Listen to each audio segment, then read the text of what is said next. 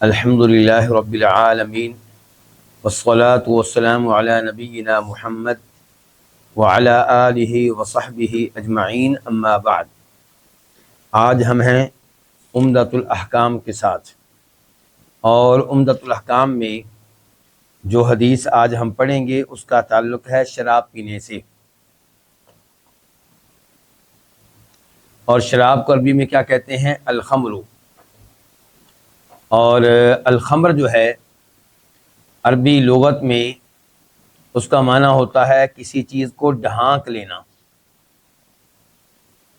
کسی چیز پہ پردہ ڈال دینا۔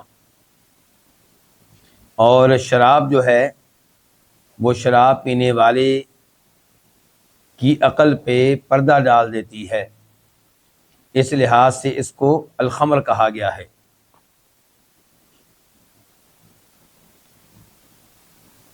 عربی لغت میں الخمر کے دیگر معنی بھی ہیں، ان کا تعلق بھی شراب سے بنتا ہے، لیکن جو معنی بتایا گیا ہے اس کا تعلق زیادہ واضح ہے۔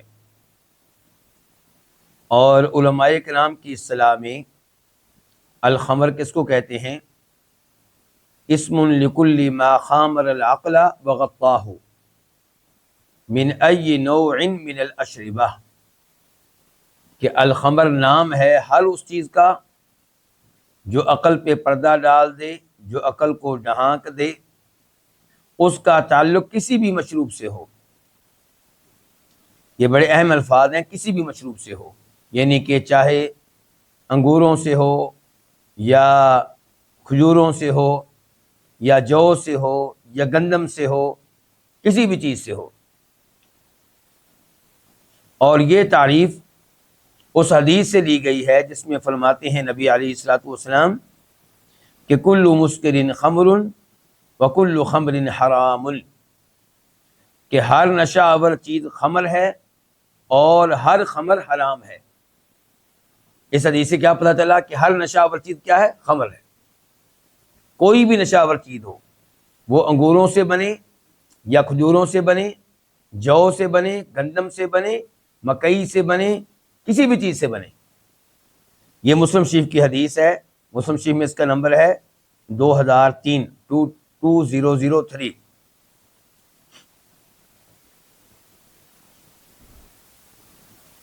اور یہ شراب جو ہے حرام ہے، جیسا کہ اس کا علم ہمیں قرآن کریم سے ہوتا ہے، احادیث سے ہوتا ہے، اور اس پہ امت کا اتفاق اور اجماع بھی ہے۔ قرآن کریم کی طرف آپ دیکھیں تو سورہ مائدہ آیت نمبر 90 اللہ رب العزت ارشاد فرماتے ہیں، یا ایھا الذین آمنوا، اے ایمان والو، انما الخمر والمیسر، شراب اور جوا، والانصاب اور بت یعنی کہ شرک کے لیے نصب کردہ چیزیں، والازلام والفال کے تیر، رجسن، یہ سب چیزیں صرف اور صرف گندگی ہیں، من عمل الشیطانی، شیطان کے اعمال میں سے ہیں، فاجتنبوہ، اس لیے تم ان چیزوں سے دور رہو، لعلکم تفلحون، تاکہ تمہیں فلاح مل سکے، کامیابی مل سکے۔ تو اللہ نے کیا کہا یہاں پہ؟ فاجتنبوہ، اس سے دور رہو۔ یہ الفاظ دلیل ہیں کہ شراب پینا کیا ہے؟ حرام ہے۔ اور حدیث کی طرف آئیں تو وہی حدیث جو پہلے میں نے آپ کے سامنے رکھی ہے کہ کل مسکر خمر وکل خمر حرام، حدیث واضح ہے کہ ہر نشہ آور چیز کیا ہے؟ حرام ہے۔ اور یہاں پہ یہ بات بھی آپ نے نوٹ کرنی ہے کہ کل خمر حرام، کل مسکر خمر، ہر نشہ آور چیز کیا؟ خمر ہے، یعنی کہ اس میں وہ چیزیں بھی آ جائیں گی جو کوئی آدمی پیے تو میں اور آپ اس کو نشہ ہی کہتے ہیں، اور ہم یہ سمجھتے ہیں کہ شاید اس نے شراب پینے والا کام نہیں کیا، وہ والی سزا اس کے لیے نہیں ہے۔ یہ میری اور آپ کی سوچ ہے، کیونکہ ہم ایک ایسے معاشرے میں رہتے ہیں جہاں فقہ حنفی کا غلبہ ہے، اور فقہ حنفی میں ان چیزوں کو خمر نہیں مانا گیا، تو اس لیے ہمارے لوگ یہ سمجھتے ہیں کہ یہ چیز خمر نہیں ہے، جبکہ حدیث کیا کہہ رہی ہے؟ پھر سن لیں دھیان سے کہ کل مسکر خمر، ہر نشہ آور چیز خمر ہے. اور آپ نے یہ نہیں کہا کہ وہ پی جانے والی چیز ہو، چاہے اس چیز کو کھایا جاتا ہو، یعنی کہ وہ چیز آپ پیتے ہوں یا وہ چیز آپ کھاتے ہوں، جس سے نشہ آئے گا وہ کیا ہے؟ خمر ہے. وَكُلُّ خَمْرٍ حرام.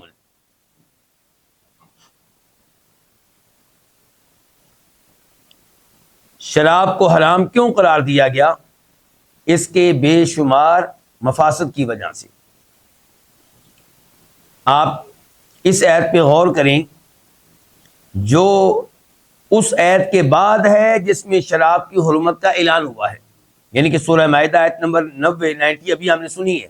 اب 91 پہ غور کریں آپ، 91 پہ فرمایا انما یرید الشیطان ان یوقع بینکم العداوۃ والبغضاء فی الخمر والمیسر. شیطان صرف اور صرف یہ چاہتا ہے کہ تمہارے مابین دشمنی ڈال دے اور تمہارے مابین نفرتیں پیدا کر دے. کس کے ذریعے؟ شراب کے ذریعے، جوے کے ذریعے. شراب اور جوے کے ذریعے شیطان تمہارے درمیان دشمنیاں قائم کرنا چاہتا ہے، نفرتیں قائم کرنا چاہتا ہے. دوسرے نمبر پہ وَيَصُدَّكُمْ عَنْ ذِكْرِ اللَّهِ، ان دو چیزوں کے ذریعے تمہیں اللہ کے ذکر سے روک دینا چاہتا ہے، دور کر دینا چاہتا ہے. شراب پینے والے کو ہوش ہوگی کہ نماز پڑھے؟ کیا اسے یہ ہوش ہے کہ وہ تلاوت کرے، اذکار کا اہتمام کرے؟ وعن الصلاۃ، شیطان یہ چاہتا ہے کہ شراب کے ذریعے، جوے کے ذریعے تمہیں نماز سے دور رکھے. فہل انتم منتہون، کیا تم باز آ جانے والے ہو؟ کیا باز آ جاؤ گے؟ صحابہ کرام نے الفاظ سننے کے بعد کیا کہا تھا؟ انتہینا انتہینا، اے اللہ گواہ ہے کہ ہم دور ہو گئے، بس اب ہم ان کے قریب نہیں جائیں گے. اور وہ مشہور و معروف حدیث ہے، بخاری مسلم کی حدیث میں سے ہے، جس میں انس بن مالک کہتے ہیں کہ جب شراب کی حرمت نازل ہوئی تو میرے والد، یعنی کہ انس بن مالک کی والدہ کے دوسرے شوہر کون تھے؟ ابو طلحہ، کہتے ہیں ان کے گھر میں مجلس قائم تھی، بڑے بڑے صحابہ کرام تشریف فرما تھے، ان کو شراب پلائی جا رہی تھی، میں پلا رہا تھا. لیکن جب یہ آواز آئی کہ اللہ نے شراب کو حرام قرار دیا ہے، اس کے بعد کسی نے ایک گھونٹ بھی نہیں پیا، بلکہ جو شراب کے مٹکے پڑے ہوئے تھے ان کو بھی توڑ دیا گیا، بہا دیا گیا.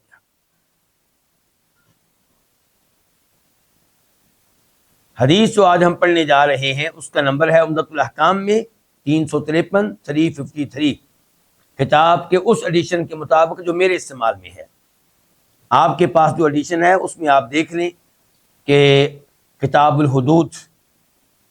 الحدود میں شراب والی حدیث آپ کو مل جائے گی، اور اس کے راوی ہیں انس بن مالک رضی اللہ تعالی عنہ. ان النبی صلی اللہ علیہ وسلم اتی برجل، نبی علیہ الصلوۃ والسلام کے پاس ایک آدمی کو لایا گیا، قد شرب الخمر، جو شراب پی چکا تھا.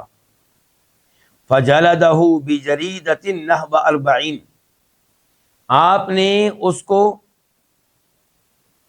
ایک چھڑی کے ساتھ 40 بار مارا.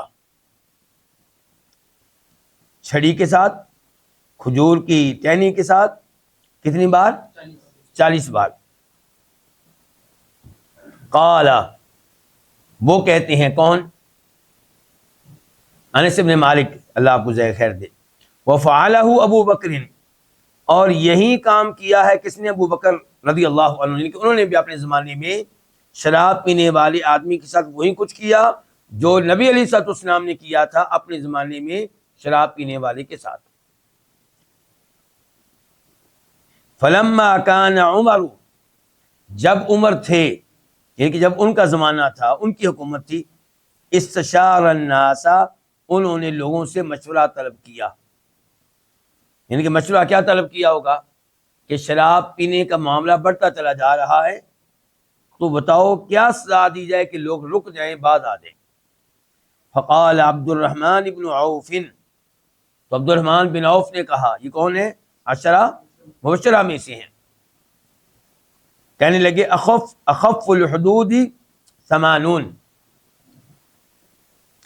کہ ہلکی ترین سزا جو اللہ نے مقرر کر رکھی ہے وہ 80 کوڑے ہے۔ کس معاملے میں؟ جی، جب کوئی بدکاری کی تہمت لگائے اس کو کتنے کوڑے مارے جاتے ہیں؟ تو اللہ رب العزت نے جو سزائیں مقرر کر رکھی ہیں ان میں سے سب سے ہلکی سزا یہی ہے، یعنی کہ اگر کوئی کموارا بدکاری کرے تو کیا سزا ہے؟ 100 کوڑے۔ شادی شدہ ہے تو اس کو سنسار کیا جائے گا، چور ہے تو اس کو ہاتھ کاٹا جائے گا۔ سب سے ہلکی سزا ہمیں کیا ملتی ہے؟ 80 کوڑے۔ کہتے ہیں یعنی کہ میری رائے یہ ہے کہ کون کہہ رہے ہیں؟ عبدالرحمن بن عوف، کہ سب سے ہلکی سزا جو شریعت میں آئی ہے 80 کوڑے، تو آپ شراب پینے والے کی سزا 80 کوڑے کر دیں۔ فَأَمَرَ بِهِ عمر رضی اللہ عنہ، چنانچہ اسی سزا کا حکم دیا عمر فاروق نے، کس کا؟ 80 کوڑوں کا۔ اس حدیث کو روایت کیا امام بخاری رحمہ اللہ نے، نمبر ہے 6773 6773۔ دوسری بار روایت کیا امام بخاری رحمہ اللہ نے، نمبر ہے 6776 6776۔ اور امام مسلم نے بھی اس کو روایت کیا، نمبر ہے 1706 1706۔ اور جو الفاظ یہاں پہ آئے ہیں ہمارے سامنے حدیث کے، یہ ہماری کتاب کے مؤلف نے صحیح مسلم سے لیے ہیں، صحیح بخاری سے نہیں۔ صحیح بخاری میں بھی حدیث موجود ہے لیکن اس معنی میں، اس مفہوم میں، لیکن الفاظ یہی ہوں تو یہ حدیث آپ کو کہاں ملے گی؟ مسلم شریف میں۔ لیکن یہاں پہ ایک چھوٹا سا مسئلہ ہے، وہ کیا؟ کبھی جب حدیث ہم نے پڑھی اس میں کیا ہے کہ آپ کے پاس ایک آدمی لایا گیا جس نے شراب پی رکھی تھی، فَجَلَدَهُ بِجَرِيدَةٍ نَحْوَ 40، آپ نے اس کو ایک ٹہنی کے ساتھ مارا، کتنی بار؟ 40 بار۔ لیکن جب مسلم شریف میں آپ یہ حدیث چیک کریں گے تو وہاں پہ الفاظ ہوں گے بِجَرِيدَتَيْنِ، یعنی کہ آپ علیہ الصلوۃ والسلام نے 2 ٹہنیوں کے ساتھ 40 بار مارا۔ جب 2 ٹہنیوں کے ساتھ 40 بار ماریں گے تو کتنا ہو جائے گا؟ یہ تو 80 ہو جائے گا۔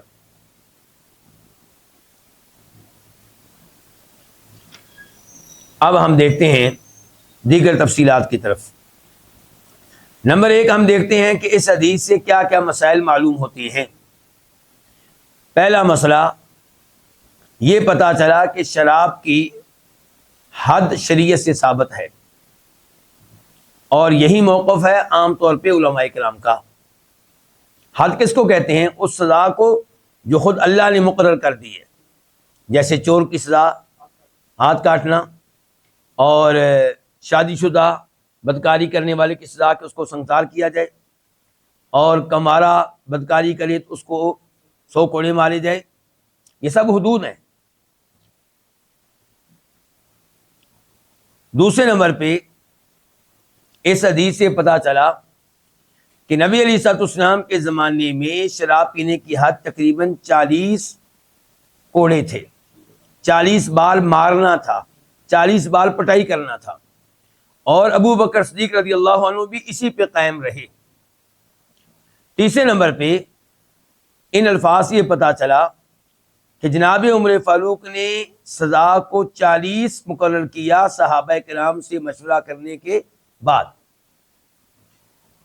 چوتھے نمبر پہ پتہ چلا کہ دین کے احکام و مسائل میں آپس میں مشورہ کر لینا چاہیے، اس سے آپ کو حق تک پہنچنے میں آسانی ملے گی اور غلطی کے امکانات کم سے کم ہو جائیں گے۔ جناب عمر فاروق نے اس مسئلے میں مشورہ کیا ہے، کن سے؟ سینئر صحابہ کرام سے۔ یہاں پہ میں یہ واضح کر دوں کہ مسلم شریف میں وہ حدیث آتی ہے جس میں یہ آتا ہے کہ ولید بن عقبہ، یہ کون تھے؟ جناب عثمان بن عفان کے رشتہ دار تھے۔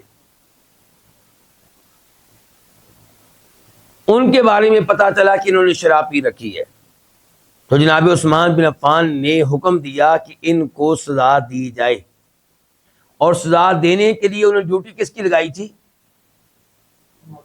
امیر المؤمنین جناب علی رضی اللہ تعالی عنہ کی۔ اس سے کیا لگتا ہے تعلقات آپس میں کیسے تھے؟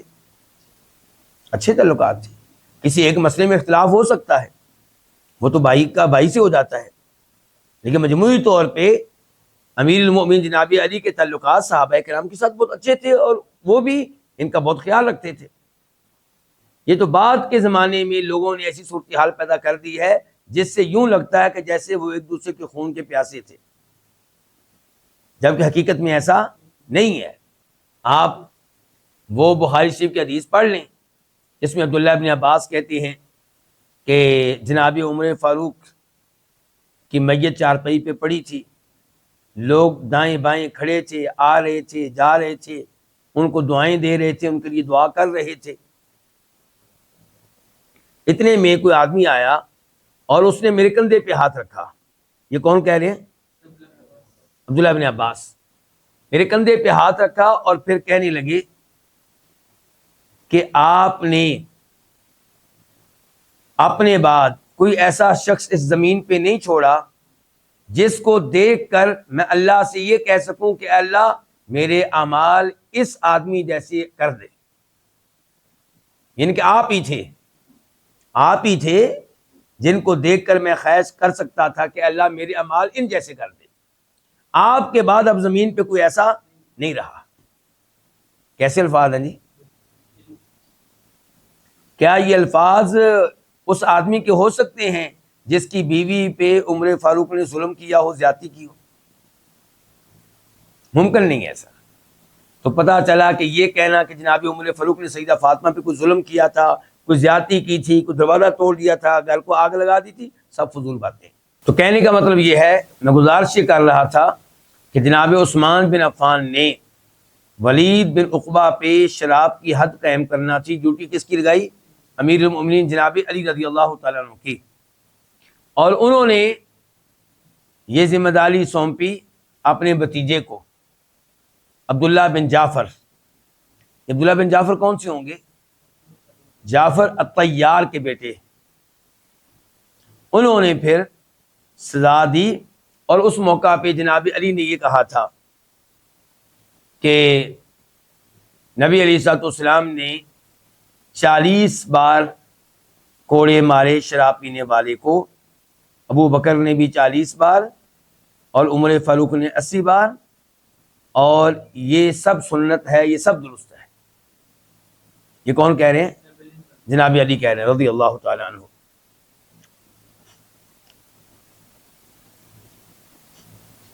اب ہم آتے ہیں اختلاف کی طرف کہ شراب کی حد کے بارے میں اختلاف ہے۔ اختلاف یہ ہے کہ یہ 80 کوڑے ہیں یا 40۔ اگر 40 ہیں تو پھر 80 مارنا کیا ہوگا؟ کہا جائے گا کہ پھر 40 کے اوپر جو ہیں وہ کیا ہوں گے؟ وہ تعزیری سزا ہوگی۔ 40 جو ہوگی وہ کیا ہے؟ حد اللہ رب العزت کی طرف سے، شریعت کی طرف سے، اور 40 سے اوپر یہ حکمران کی مرضی ہے، یہ جج کی مرضی ہے۔ تو یہ ہے اختلاف۔ ایک قول یہ ہے کہ سزا کتنی ہے؟ 80 کوڑے۔ دوسرا قول یہ ہے کہ سزا جو حد ہے وہ 40 ہے، اور اس کے اوپر اگر مارے جائیں گے تو وہ کیا ہوں گے؟ وہ تعزیری سزا ہوگی۔ پہلا قول ہے امام احمد کا، امام مالک کا، امام ابو حنیفہ کا، امام سفیان ابن سعید الثوری کا، کہ حد جو ہے وہ 80 کوڑے ہے۔ اس میں امام احمد بھی آ گئے، امام مالک بھی، امام ابو حنیفہ بھی، بلکہ امام سفیان ثوری بھی۔ اور ان کی دلیل صحابہ کرام کا اجماع ہے کہ جب جناب عمر فاروق نے ان سے مشورہ کیا تھا تو عبد الرحمن بن عوف نے کہا تھا کہ 80، اور سب نے اس پہ اتفاق کیا۔ دوسرا موقف ہے امام شافعی رحمہ اللہ کا، اور وہ یہ ہے کہ حد جو ہے وہ کتنی ہے؟ 40 کوڑے۔ اور یہی موقف ہے امام احمد بن حنبل رحمہ اللہ کا ایک دوسری روایت کے مطابق، اور اس روایت کو بہت سے حنبلیوں نے اختیار کیا ہے۔ ان میں سے ایک ہیں شیخ الاسلام ابن تیمیہ، امام ابن القیم رحمہ اللہ، شیخ عبد الرحمن بن سعدی، ان سب نے کس کو اختیار کیا کہ حد کتنی ہے؟ 40. شراب کی حد، شراب کی سزا شریعت کے مطابق 40 ہے. آپ نے نوٹ کیا کہ امام احمد بن حنبل ادھر بھی ہیں ادھر بھی ہیں. تو اب یہاں پہ جو حنبلی مقلد ہے وہ کیا کرے گا؟ کیوں جی؟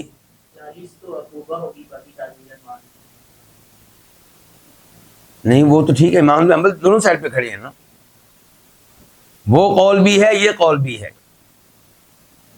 اور کئی مسائل میں ایسا شافی مذہب میں بھی ہوتا ہے کہ امام شافی کا ایک قول قدیم ہوتا ہے، ایک کون سا ہوتا ہے؟ جدید. اور امام ابو حنیفہ رحمہ اللہ کے مسلک میں یہ مسئلہ ہے کہ بہت سے مسائل میں فقہ حنفی کے علماء کرام بڑے امام یعنی کہ امام ابو حنیفہ رحمہ اللہ کا جو موقف ہے اس کو فتویٰ کے طور پہ پیش نہیں کرتے، بلکہ ان کے شاگردوں کا قول لے لیتے ہیں، امام ابو حنیفہ رحمہ اللہ کا چھوڑ دیتے ہیں. میرے کہنے کا مطلب یہ ہے کہ یہاں پہ مقلد کیا کرے گا؟ یہ سوال میں بھلا کیوں اٹھا رہا ہوں؟ میں فکر یہ سوال اٹھاتا رہتا ہوں یہ بتانے کے لیے کہ یہ کہہ دینا کہ تقلید آسان ہے یہ غلط ہے. لوگ کہتے ہیں کہ عام آدمی قرآن و حدیث سے تو مسائل اخذ نہیں کر سکتا، وہ کیا کر لے؟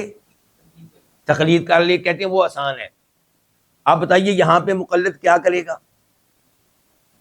پہلی بات تو یہ ہے کہ مقلد جو ہمارے ہاں رہتا ہوگا اس کی زبان کیا ہوگی؟ اردو. اور امام احمد بن حنبل کا اگر مقلد ہے تو ان کی زبان کیا ہوگی؟ عربی. اس مقلد کو تو سب سے پہلے امام صاحب کی کتابیں عربی میں پڑھنی پڑیں گی. کیا بننے کے لیے؟ مقلد بننے کے لیے. اور پھر ان کے مختلف روایات میں فیصلہ کرنا پڑے گا کہ راجے کون سی ہے، اور راجے قرار دینے کے لیے اس کو شریعت کے سارے علوم پڑھنے پڑیں گے. تو پتہ چلا تقلید اتنی آسان نہیں ہے.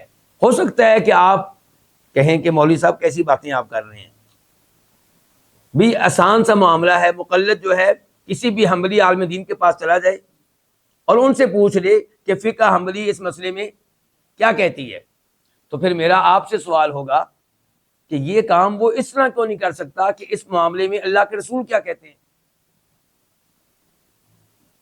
اگر مولوی صاحب سے ہی پوچھنا ہے تو مولوی صاحب سے یہ بھی تو پوچھا جا سکتا ہے کہ اللہ کے رسول کیا فرماتے ہیں بیچ اس مسئلے کے صلی اللہ علیہ وسلم. اور اس کا فائدہ کیا ہوگا؟ فائدہ یہ ہوگا کہ روز قیامت یہ آدمی اللہ سے کہہ سکے گا یا اللہ مولوی صاحب نے بتایا تھا کہ اللہ کے رسول یہ کہتے ہیں، جو ہمارے رسول تھے نبی تھے جن کا کلمہ پڑھا تھا تو میں نے اس کو پر عمل کر لیا. لیکن اگر آپ فقہ حنبلی پہ عمل کرتے رہے اور امام احمد بن حنبل رحمہ اللہ تک اپنے آپ کو محدود رکھا تو کیا کہیں گے، کیا جواب دیں گے؟ اللہ ہم سب کو معاف فرمائے. امید ہے اللہ کی رحمت بڑی وسیع ہے، لیکن اگر اللہ نے پوچھ لیا کہ میں نے تو تمہیں پابند نہیں کیا تھا امام بن حنبل کا، نہ امام ابو حنیفہ رحمہ اللہ کا، نہ امام شافعی کا، نہ امام مالک کا، نہ میں نے کسی آیت میں کہا تھا، نہ کسی حدیث میں کہا تھا، تمہیں کس نے کہا تھا ان کی تقلید کرو؟ کیا جواب دیں گے؟ کون جی کوئی ہے جواب ہمارے پاس؟ ایسا کچھ نہیں ہمارے پاس. اس لیے بڑے احتیاط کی ضرورت ہے. کہنے کا مطلب یہ ہے کوشش کرنی چاہیے قرآن و حدیث پہ عمل کرنے کی، اور اس معاملے میں علماء کرام کی رائے لی جائے. بالکل ہم ان کے اقوال خود ذکر کرتے ہیں، ہم پڑھتے ہیں، فائدہ اٹھاتے ہیں ان سے، بہت فائدہ ہوتا ہے ان سے، لیکن ان کو حرف آخر نہ سمجھا جائے. اور یہی تعلیمات تھی ان کی، یعنی کہ امام مالک رحمہ اللہ کیا فرماتے ہیں کہ ہم میں سے ہر ایک کا فتویٰ لیا بھی جا سکتا ہے اور ریجیکٹ بھی کیا جا سکتا ہے، سوائے ان کے جو اس قبر میں موجود ہیں. اشارہ کدھر؟ نبی علیہ السلام کی قبر کی طرف کہ جو ان میں موجود ہے، ان کی ہر بات لی جائے گی اور ہماری باتیں کچھ لی جائیں گی، کچھ چھوڑ دی جائیں گی. اور امام حنیفہ رحمہ اللہ کیا کہتے تھے؟ اذا صح الحدیث فهو مذہبی، صحیح حدیث مل جائے تو وہی میرا مسلک ہے، وہی میرا مذہب ہے. اور ایک جگہ پہ اپنے شاگرد سے کہتے ہیں، کس سے؟ امام یوسف رحمہ اللہ سے، کہ میری ہر بات نہ لکھا کرو، میں ممکن ہے کہ آج ایک فتویٰ دوں اور کل اسے رجوع کر لوں. تو یہاں پہ بہرحال دو موقف ہم نے پڑھ لیے ہیں.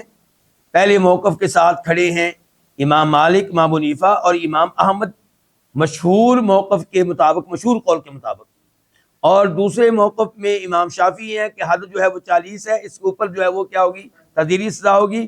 اور امام شافعی کے ساتھ کھڑے ہیں امام احمد ایک روایت کے مطابق. اس کا کیا مطلب ہے ایک روایت کے مطابق؟ یعنی کہ ایک شاگرد نے ان سے مسئلہ پوچھا یہ، تو انہوں نے کہا جی 40، حد کیا 40. کسی اور شاگرد نے پوچھا تو کہا حد کیا ہے 80. یہ مطلب ہوتا ہے اس کا. اور امام احمد کی ایک مسئلے میں 3 4 روایتیں بھی ملتی ہیں.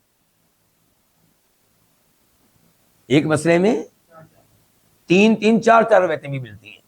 آپ فقہ عملی کی کتابیں کھول لیں، میں اپنی طرف سے نہیں کہہ رہا، آپ کو یہ ملے گا سب کچھ. اور یہ کوئی عیب کی بات نہیں ہے، میں اس معاملے میں امام بن حنبل کو کچھ نہیں کہہ رہا، بلکہ یہ تو ان کی عظمت ہے کہ ایک موقف انہوں نے اختیار کیا، پھر ان کو حدیث ملی یا پرانی حدیث کے اوپر دوبارہ غور کیا تو کوئی نیا رزلٹ جو ان کے سامنے آیا، تیسری بار کوئی اور موقف اپنا لیا. یہ تو ان کی عظمت کی دلیل ہے اور بشر ہونے کی علامت ہے. مسئلہ ان کا ہے جو اندھی تقلید کے قائل ہیں. تو میں نے کیا کہا تھا کہ امام احمد بن حنبل کا یہ موقف کہ حد 40 ہے، ان کے اس موقف کو کس کس نے اختیار کیا ہے؟ ابن تیمیہ رحمہ اللہ نے، ابن القیم نے، اور اب شیخ عبد الرحمن بن سعدی. کون سے بلا؟ تفسیر سعدی والے، تفسیر سعدی والے.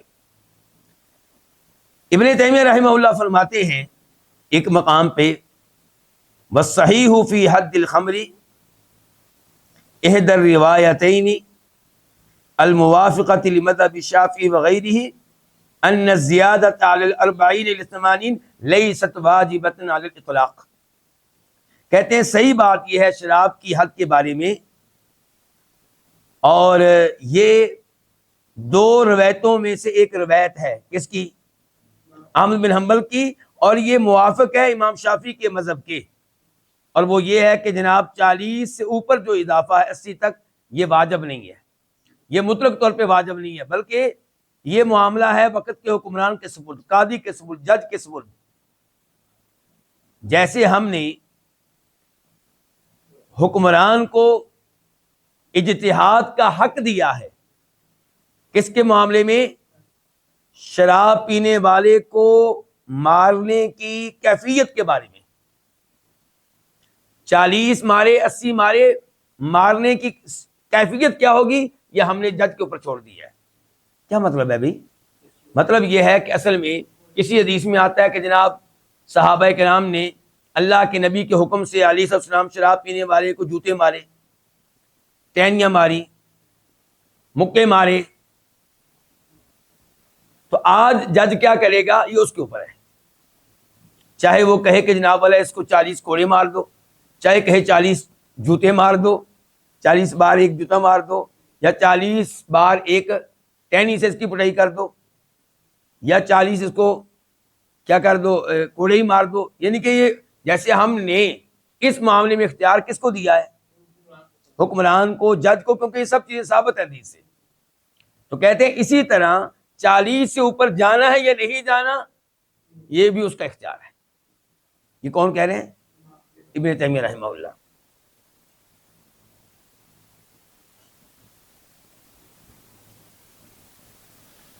اور ابن قدامہ رحمہ اللہ فرماتے ہیں اپنی کتاب المغنی میں، ابن قدامہ کو جانتے ہیں جی؟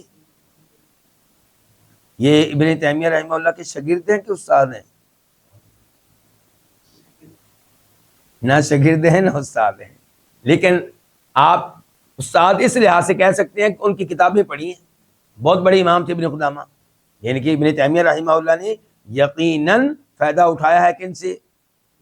ابن قدامہ سے. اچھا، اور مزے کی بات یہ ہے کہ یہ ابن قدامہ جن کی کتاب المغنی ہے، یہ رشتہ دار بھی ہیں، کلاس فیلو بھی ہیں عمدۃ الاحکام کے مؤلف کے.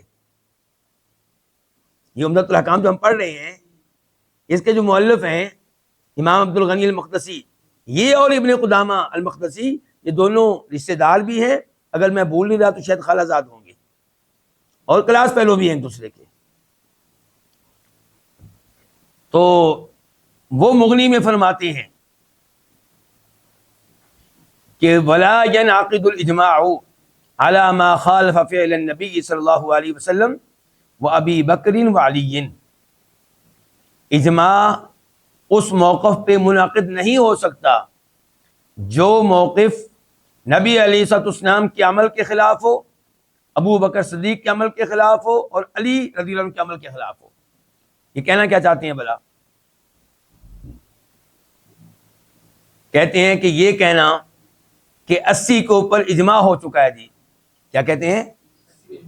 جب جناب عمر فاروق نے مشورہ لیا تھا تو مشورہ صحابہ کرام نے کیا دیا تھا؟ 80. تو اب کو یہ کہ جناب 80 کے اوپر اجماع ہو چکا ہے. جیسے طلاق کے مسئلے میں ہمارے بھائی کہتے ہیں، کیا کہتے ہیں کہ جناب عمر فاروق نے 3 طلاقوں کو اپنے زمانے میں کیا قرار دیا تھا؟ 3.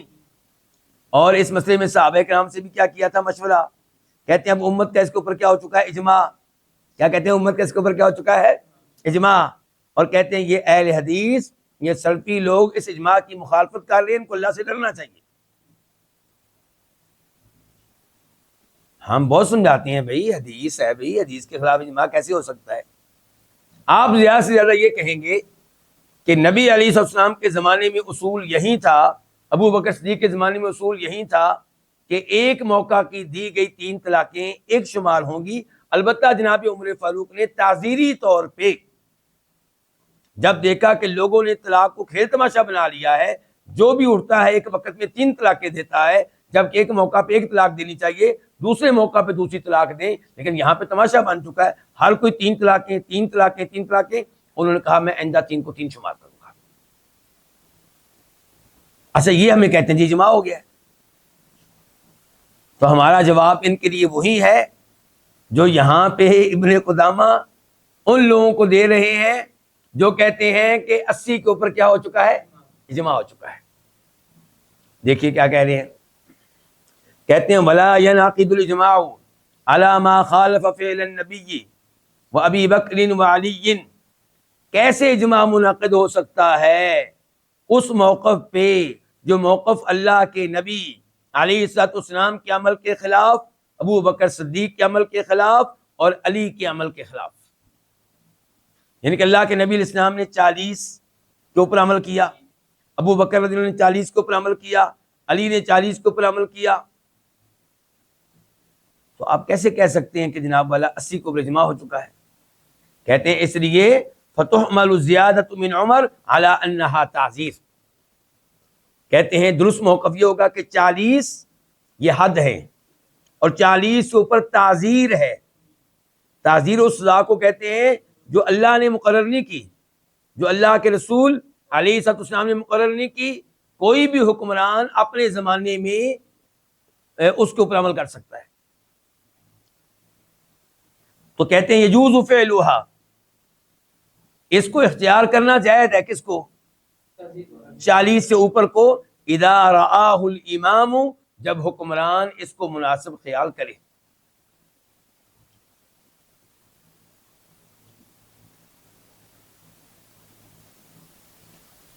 تو اب اس اختلاف سے ہم فارغ ہوئے. کون سے اختلاف سے بلا فارغ ہوئے ہم؟ 40 کوڑے ہیں کہ 80 ہیں. تو 40 کے اوپر تو ہمارا اتفاق ہو گیا کہ یہ حد ہیں. 40 سے اوپر کے بارے میں اختلاف ہے، اور 40 سے اوپر کو حد خیال کیا ہے کس نے؟ امام احمد نے کی روایت کے مطابق، امام مالک نے، امام حنیفہ نے، امام سفیان بن سعید ثوری نے. اور 40 سے اوپر 40 کو ہی حد شمار کیا ہے امام احمد نے دوسری روایت کے مطابق، اور امام شافعی رحمہ اللہ نے، اور اسی موقف کو ابن تیمیہ، ابن القیم وغیرہ نے اختیار کیا ہے. تو انشاءاللہ راجح موقف یہی ہے کہ حد کیا ہے؟ 40. لیکن 80 تک سزا دی جا سکتی ہے بطور تعزیر، اور یہ جج کے اوپر ہے کہ وہ 40 کے اوپر جانا چاہتا ہے یا نہیں جانا چاہتا. اب اس موضوع کے اوپر ایک نیا مسئلہ،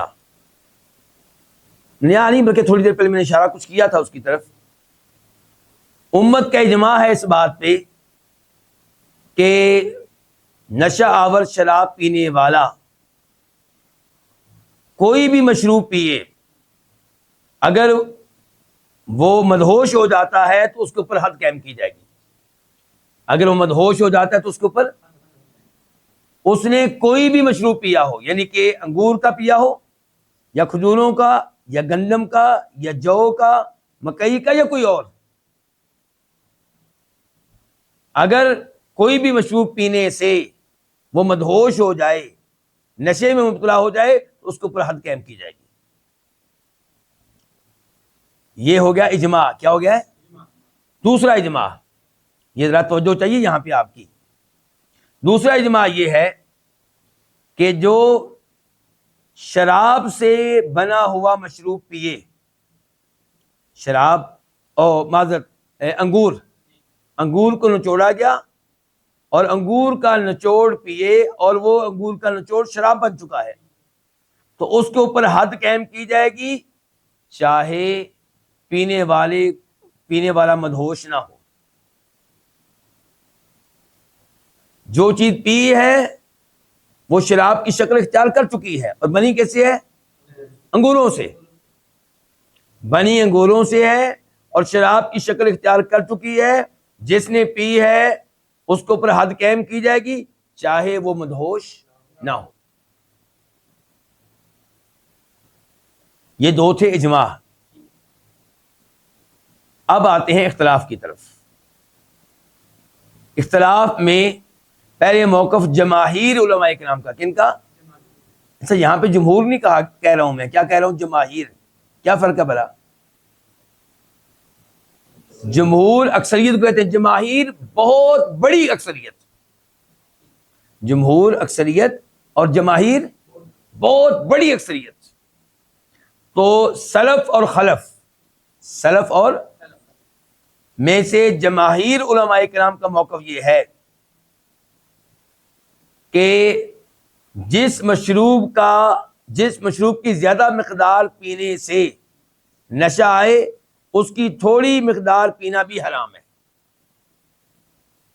وہ مشروب کی کوئی بھی قسم ہو، چاہے وہ مشروب جو شراب کی شکل اختیار کر چکا ہے وہ بنا ہو انگوروں سے یا کھجوروں سے یا گندم سے یا جو سے یا کسی اور چیز سے. یہ موقف ہے جناب عمر فاروق کا، یہ موقف ہے جناب علی کا، یہ موقف ہے جناب عبداللہ بن مسعود کا، یہ موقف ہے جناب عبداللہ بن عمر کا، یہ موقف ہے جناب ابو ہریرہ کا، سعد بن ابی وقاص کا، ابی ابن کعب کا، انس ابن مالک کا، اور ام المؤمنین سیدہ عائشہ رضی اللہ تعالی عنہم کا. یہی موقف ہے امام عطا بن ابی رباح کا، مجاہد بن جبر المخزومی کا، طاؤس بن کیسان الیمانی کا، القاسم بن محمد بن ابی بکر کا، قتادہ بن دعامہ السدوسی کا، عمر بن عبد العزیز کا. اور یہی موقف ہے امام احمد کا، امام شافعی کا، امام مالک کا، ان تینوں کے شاگردوں کا، ماننے والوں کا. اور یہی موقف ہے امام ابو ثور کا، اور یہی موقف ہے امام اسحاق بن رہوی کا.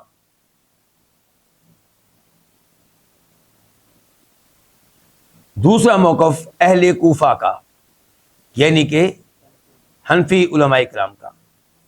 دوسرا موقف کیا؟ اہل کوفہ کا. ان کا خیال یہ ہے کہ جو نشہ آور مشروب بنایا گیا ہے انگور کے علاوہ کسی اور چیز سے، تو اس کے پینے والے پہ حد قائم نہیں کی جائے گی جب تک کہ اسے نشہ نہ آ جائے، وہ بے ہوش نہ ہو جائے، مدہوش نہ ہو جائے. کیونکہ اگر مدہوش ہو گیا ہے تو وہ ہم پہلے کہہ چکے کہ اجماع ہو چکا ہے کہ اس کے اوپر حد قائم کی جائے گی.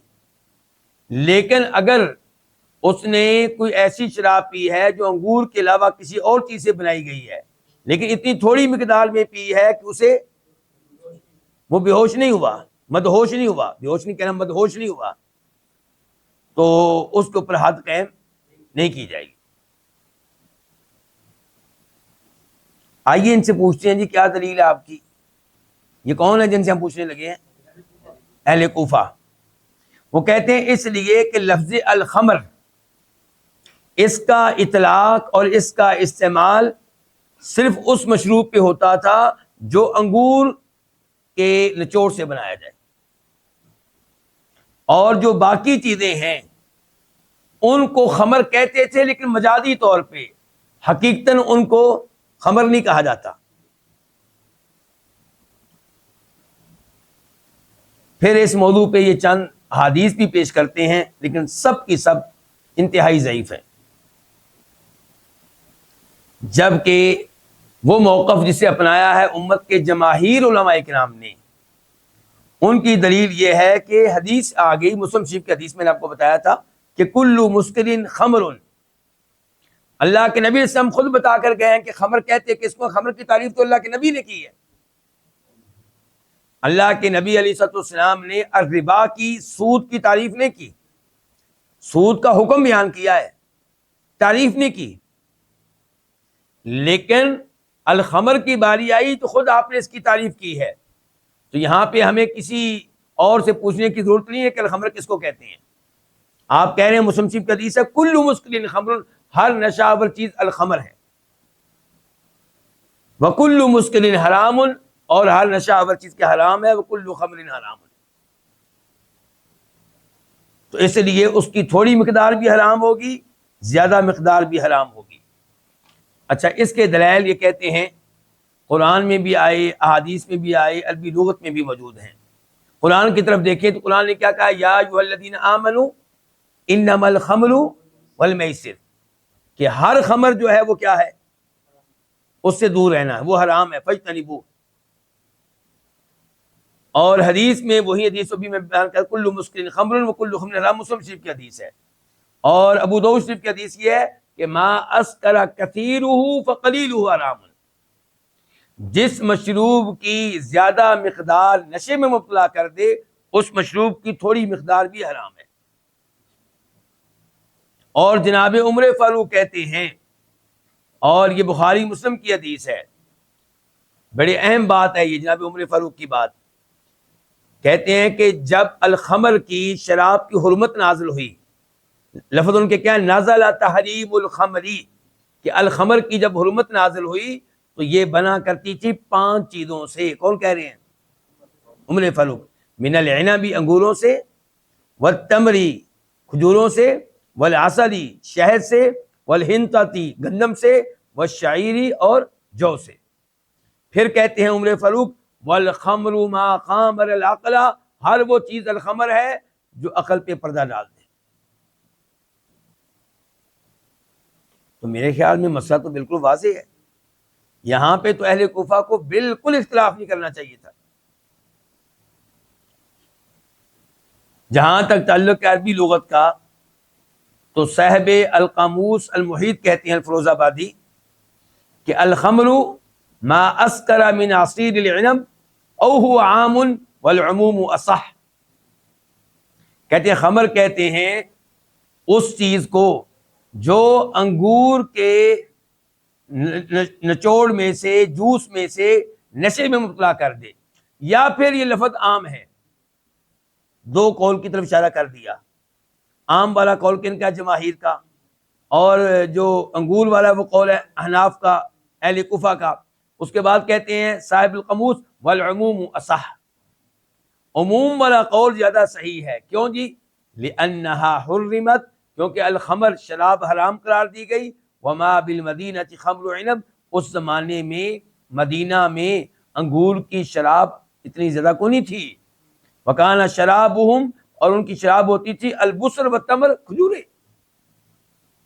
یعنی کہ آپ کہتے ہیں کہ جہاں پر خمر سے مراد انگوروں کی شراب، جبکہ انگوروں کی شراب تو مدینہ میں اتنی خاص ملتی نہیں تھی۔ پھر انگور آتے تھے طائف سے، اور مدینہ میں کیا ہوتی تھی؟ کھجوریں، وہ عام طور پہ کھجوروں سے بناتے تھے۔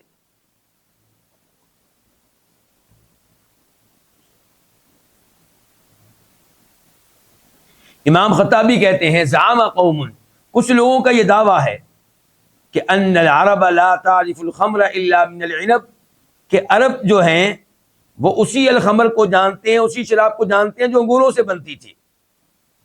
تو امام خطابی کہتے ہیں فیقال لہم، ان لوگوں سے کہا جائے گا کہ وہ صحابہ جنہوں نے انگوروں کے علاوہ دیگر چیزوں سے بنی ہوئی شراب کو الخمر قرار دیا، عرب فصحاء، وہ عربی ہیں اور فصاحت و بلاغت کے امام ہیں.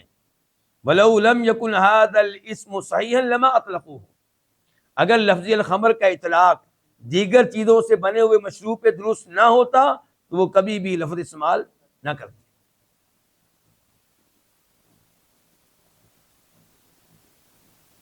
تو خلاصہ کلام یہ ہے آج کے درس کا کہ الخمر ہر اس چیز کو کہتے ہیں جو کیا ہو، جو نشے میں مبتلا کر دے، وہ کسی بھی چیز سے بنی ہو، انگوروں سے، کھجوروں سے، جو سے، گندم سے، شہد وغیرہ سے، مکئی سے، کسی بھی چیز سے.